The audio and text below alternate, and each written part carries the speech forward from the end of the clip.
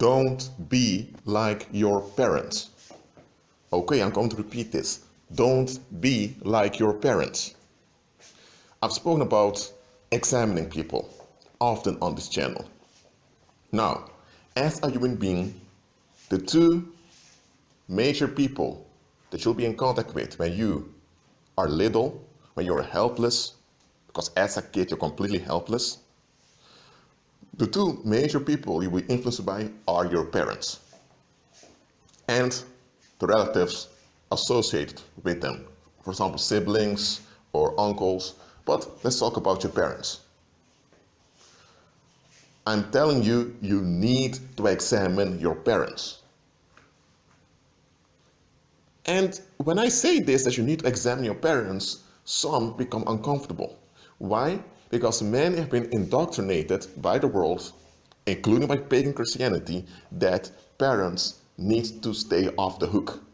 That you should never hold parents accountable. That you just have to be happy that for what your parents did for you. Now, of course, you're happy for what your parents did for you, taking care of you and all of that.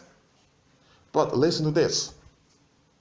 If you have parents who are reprobates, if your parents who are evil, or if you have parents who are out of their mind because they're enablers, you need to face it. And you need to address them. You need to call them to an account. Okay? Look, in the book of Isaiah, in the first chapters, God tells the Israelites to reason with him. Why does God call them to reason with him? So that their sins will become white as snow. God wanted them to reason with him so he could deliver them. So God himself does not exempt himself from being held accountable. Nobody in practice can hold the Most High accountable because he's the Most High, but he himself makes himself accountable to his people. So if God himself, who is the Most High, makes himself accountable, then who are your parents that you can't call them to an account? I'm telling you, you need to examine your parents. Too often people examine their exes or their boyfriends, girlfriends, or their husbands, their wives. They examine certain people around them because they're very picky about who their friends are. Look, I'm not going to talk about being picky towards friends in this video, but before you become picky about friends and what people you associate with, examine your parents. This is very important. I'm going to give a parable now. Yet Vicha. Vicha is the Russian name for Victor. It's also used in Ukraine. Vicha, or I'm going to use Victor in this parable. Victor owned a factory in the Russian Empire. This was at the end of the 19th century, in 1899. He was located in Estonia, which at the time was Russian territory. So Victor, he paid the loan to his employees for them to go home because Christmas was coming. There was this one employee, let's call him Olaf. Olaf was from Norway, but he lived as a migrant in Estonia. And Olaf was well-mannered. At a job, he behaved well, he worked a lot. So much that Victor told them, don't work that hard. You're working too much. Now, Victor did not understand why Olaf was so keen on working so much. But one day before Christmas, he was in town and he saw this Olaf. He saw him with a disabled kid. And then he was shocked. And he saw that this Olaf went to some nursing home with that kid. Because the kid was sick. And then Victor was thinking, well, what's going on here? So after Christmas, Victor went to that nursing home and he informed about Olaf. And the priest who ran the nursing home told him, Victor, this Olaf has a disabled kid. The kid was born with defects. And to pay for the treatment of the kid, he needs to pay a lot. And he's also in debt. And he's about to lose his home by next March.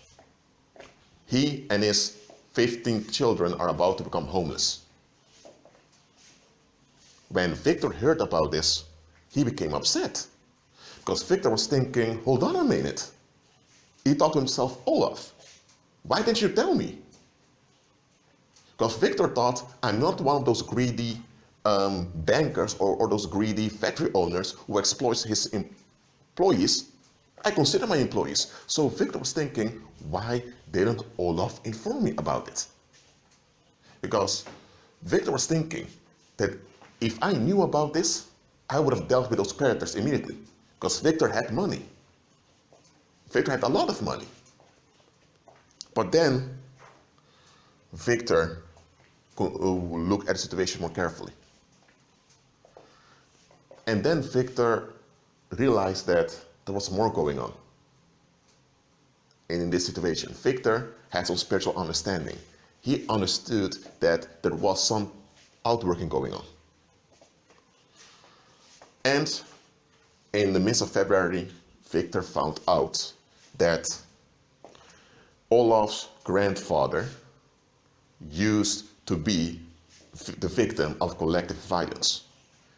Throughout his youth, Olaf's grandfather was physically and mentally abused, both by his relatives and by his peers. When he became 20 years old, Olaf's grandfather killed someone in a fit of rage. He couldn't think straight anymore. The people that ran that place knew that Olaf's grandfather was not in his right mind due to all the years of abuse. But the authorities didn't want to address the abusers. So Olaf's grandfather was put in a mental asylum. Well, Olaf's grandfather escaped from the mental asylum and he moved to Denmark. In Denmark, he married, later returned to Norway, and that's how it went. And when Olaf was born, Olaf also experienced a lot of violence against him. Now, what happened? When Olaf sensed all this violence against him, he moved away. He and his family moved away to Estonia. At the time, his wife was pregnant of that child who's now deformed. And it's then that Victor realized what was going on.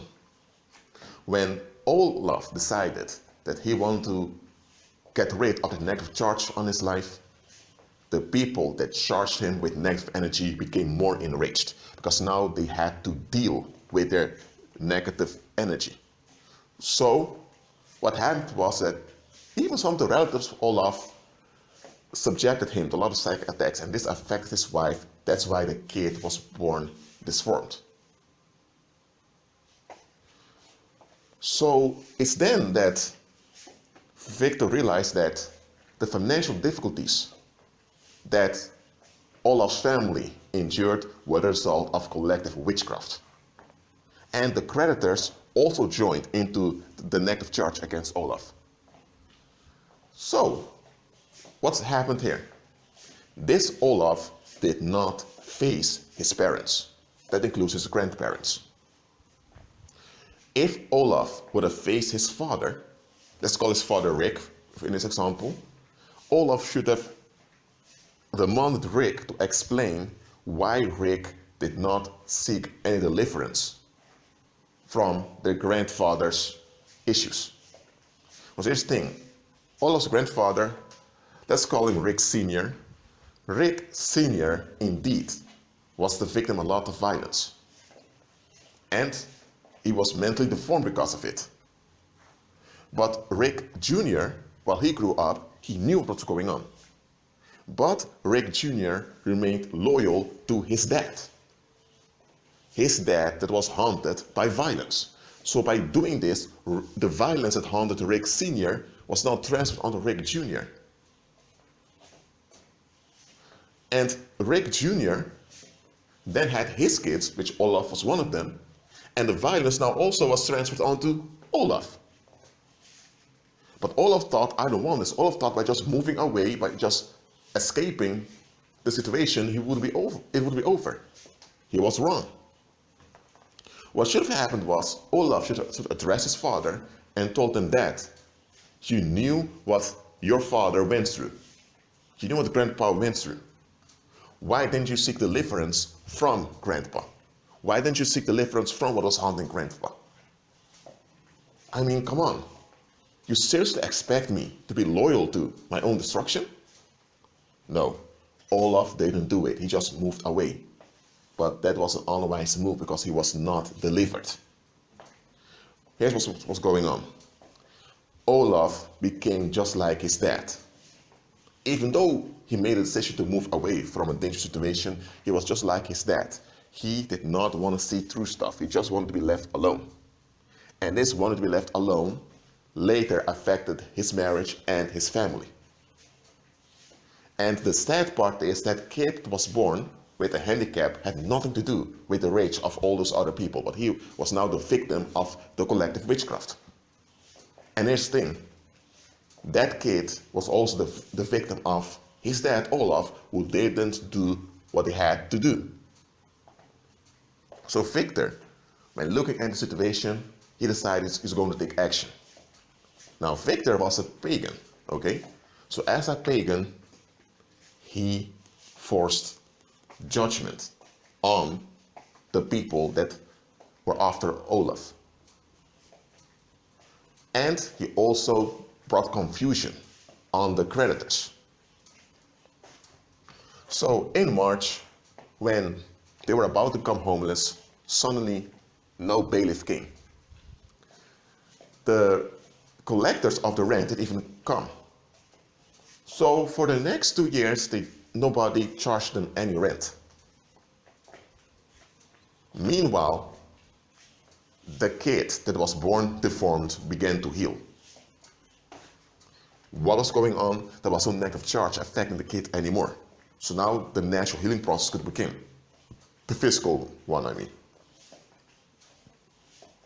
After those 2 years, Victor asked Olaf how things were. And Olaf told him things were going better.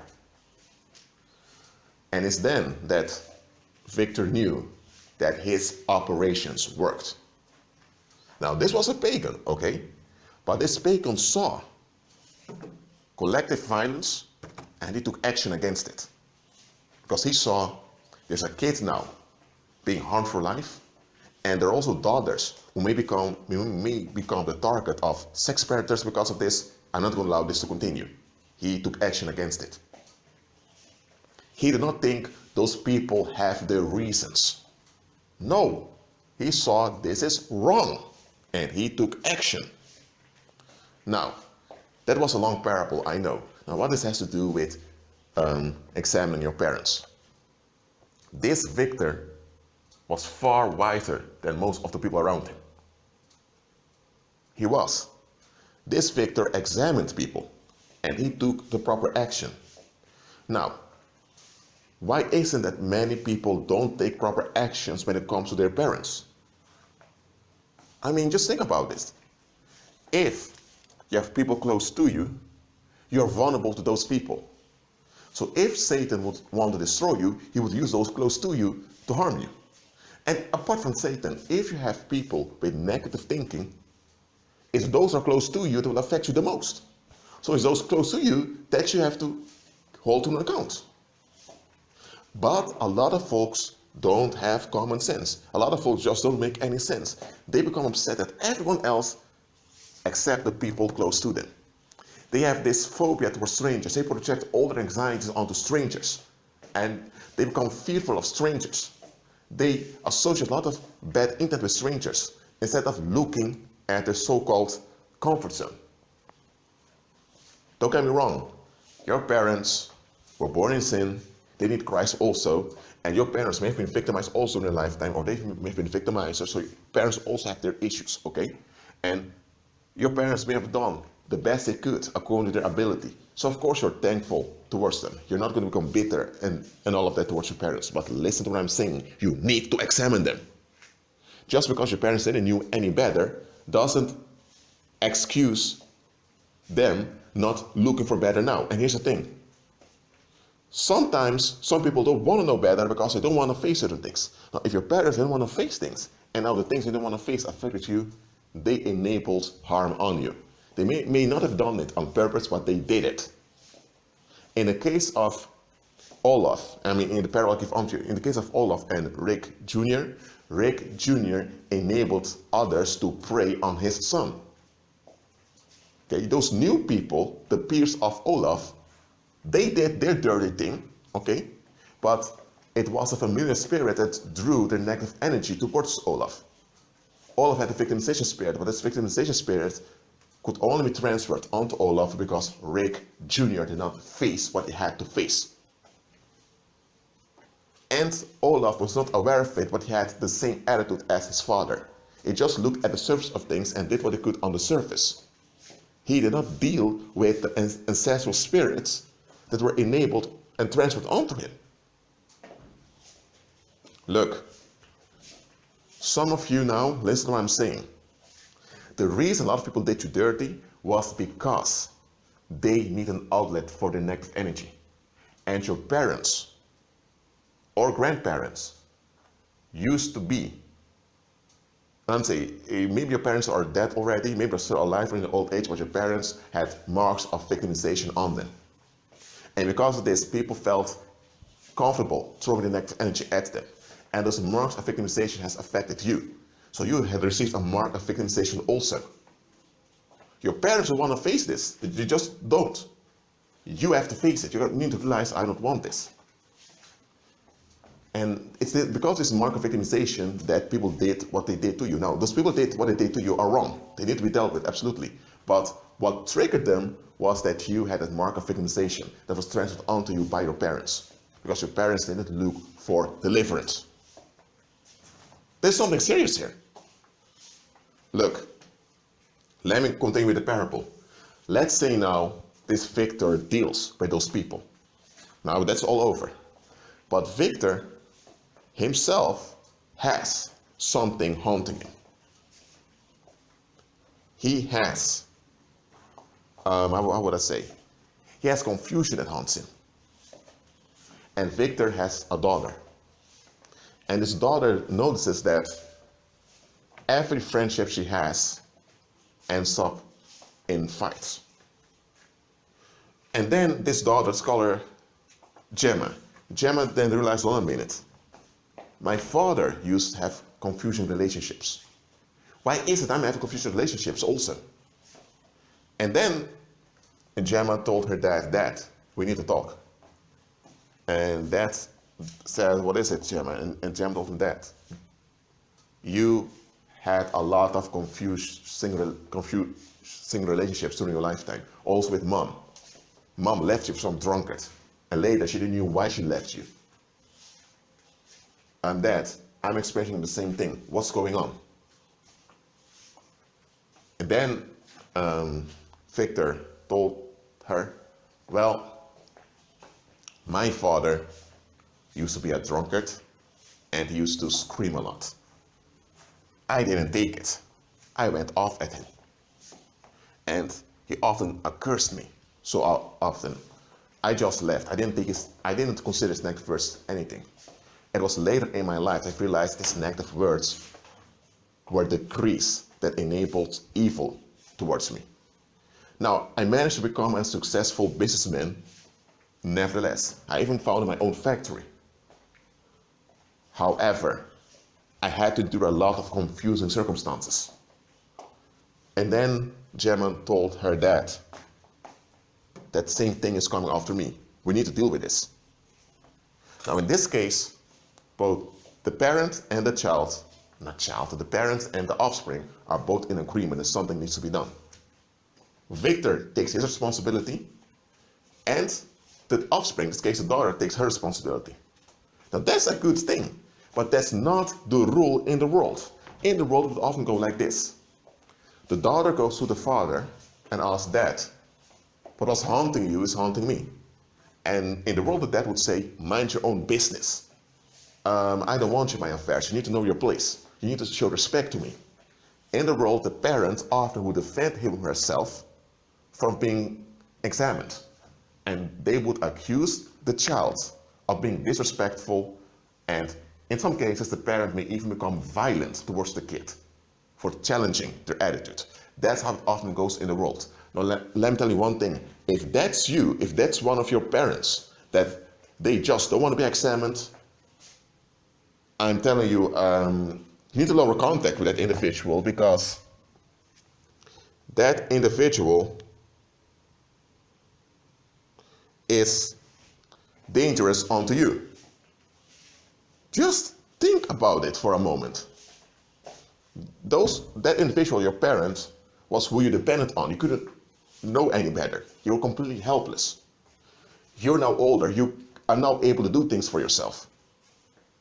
Of course, you're still a dependent creature, but you can do things for yourself. You were formed by that individual. The fact you're still alive, to some extent, depends on the awareness of that individual. So isn't it reasonable for you to examine the individual you were dependent on, how that individual affected you, what they could have done better? Isn't it reasonable that you hold them accountable? Well, in the world, this is just not done. But I'm telling you, you need to examine your parents. Me? I examined my parents, not only my parents, I examined everyone I encountered. Everyone that was around me, to whom I became vulnerable because around me, I examined them. I did this from a young age. I just looked at what I was dealing with. I didn't think, oh, he is family, or she's family, or that's a brother, or that's a sister, or, well, they are cousins, or I didn't think, oh, they are friends, or I didn't think like that. To me, I needed to know what I was dealing with. If you were not safe, you were not safe. And you know what?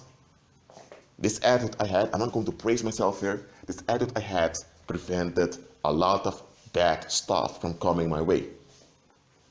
I already had violence to deal with, energetic violence and generational curses and all of that, but it could have been far worse if I was not alert. A lot of children, when they approach their teenage years, they are numbed down. Their instincts don't work anymore because society tells them not to trust their natural instincts. Now, I'm telling you, your natural instincts are programmed and designed into you for a reason. You didn't receive them as a decoration. Your inner alarm is there to alert you. But here's the thing, society's programming wasn't that successful on me. When my instincts revealed something onto me, I would pay attention to it. Even if I tried to suppress it, I wasn't successful in it. When I sensed something was wrong or something didn't add up, it didn't add up. I may not have known what was going on, but later I would find out the truth about the situation. There were people I used to see, and I sensed, okay, something is amiss with this individual. And I wouldn't treat the individual badly or anything like that. I would treat the individual with kindness, like I would treat everyone. And later I would find out that the individual was a serial gossiper that caused a lot of trouble. Now, when I sensed that something was amiss, I didn't know what was amiss. But later on, I figured out what was going on. Some people began to call me a psychic because I tend to see things or notice things that others didn't. Now, am I a psychic? Nope. I'm just quite alert. I'm spiritually quite alert. That's what I am. And I'm telling you, you need to examine your parents. I'm not telling you to accuse your parents and to condemn your parents. No, I'm not telling you to do that. I'm telling you to examine them. If, let's say, in the parable I give unto you, you had the Rick Sr. that was the target of collective violence. If you have parents that used to be the target of collective violence, acknowledge it. And in prayer, pray on the behalf of your parents and also pray judgment on those that invested against their well-being. Because those that harmed your parents' well-being also harmed you, even though you weren't born again. Or even though you weren't born yet. You weren't born yet, but your well-being was affected because you would later be born out of your parents. So anyone that harms your parents before you were born, they indirectly harmed you. So they committed a crime against you, even though you were not in existence yet. They need to be addressed also. A lot of folks just never examine their parents. And I'm thinking, what? You don't examine your parents? So you mean to tell me that if your parents are collective victims, and therefore they have spirits of victimization haunting them, that you are going to enable your parents to have an influence on you, so that those victimization spirits can harm you too? Just because they are your parents? Are you kidding me? Or if you have parents who are narcissists, who are really monsters, when their will is frustrated, someone has to die.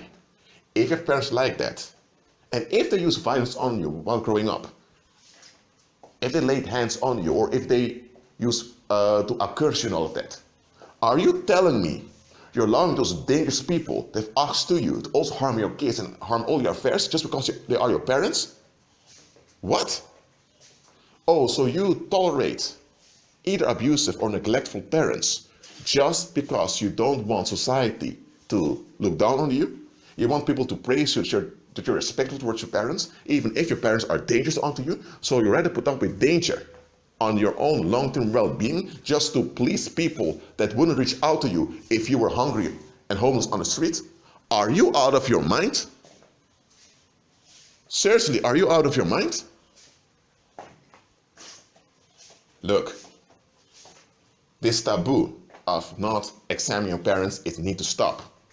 It's because of this that a lot of violence and a lot of sickness continues. Don't you know that you can receive sicknesses from your parents and grandparents if you're still connected to them? If you have parents or grandparents who carry diseases and you remain connected to them and they have a deep influence upon you, those spirits of infirmity, those infirmity demons, they will be transferred onto you also. And now you are dealing with infirmities in your bodies also. In your body also.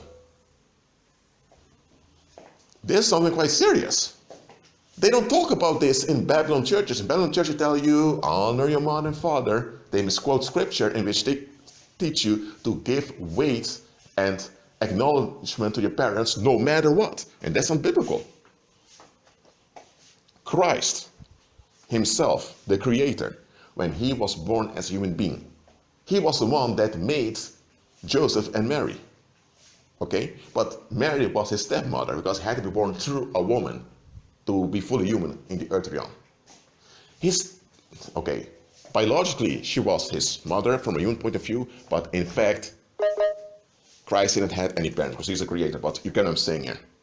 Jesus' mother, when she went against God's will for Jesus' life, Jesus disassociated from her. He did not give honor. He did not give any honor to Mary when Mary became a threat to his ministry. Christ even made plain to his physical relatives that my family are those who do the will of my Father who is in heaven. So think about it. Christ, who designed the system of parents and kids, male and female relations which brings forth offspring, Christ designed this system. And he who designed the system himself did not give unconditional praise and unconditional weight to his own physical mother.